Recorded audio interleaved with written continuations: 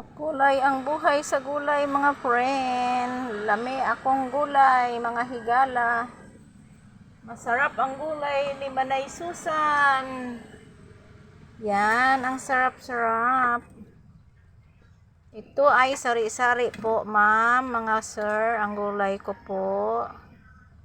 Masarap to. Kasi kailangan natin ng gulay sa ating katawan. Kailangan may sabaw palagi tayo nga kinakain. Diba mga friend? Ganyan talaga ang buhay natin. Kailangan natin kumain ng gulay palagi. Yan mga friend. Yan.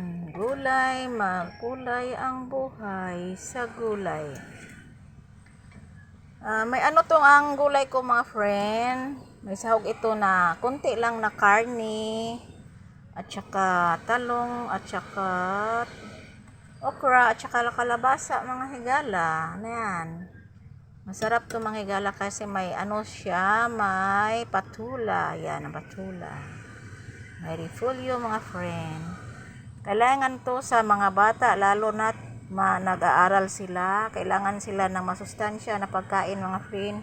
Hindi lang yung palagi na prito mga higala. Kailangan din nila ng masustansya na pagkain araw-araw. Kahit walang walang sahog o wala naman tayong karne na mabili kasi wala tayong lalaw na to, wala tayong pira palagi. O, ganun ang ating gagawin mga friend. Luto lang tayo kahit malunggay lang at saka ahos. At saka yung talbos ng kamuti, masarap na yun mga friend. Kung may isda naman tayo, ulo ng isda, pwede natin lagyan. O isda, makabili tayo ng isda, prituhin natin ng isda. O kakain tayo ng masustansyang pagkain araw-araw mga friend. Huwag lang puro lang prito.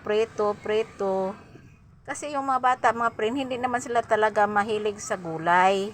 Kaya lang, pag ganitong niluto ko na may sabaw, ang gusto lang nila sabaw lang talaga mga friend. Gusto lang talaga nila ng sabaw. Hindi sila kumakain ng ganito na may mga ganyan. Hindi sila kumakain. Sabaw lang talaga sila, gusto nila prito.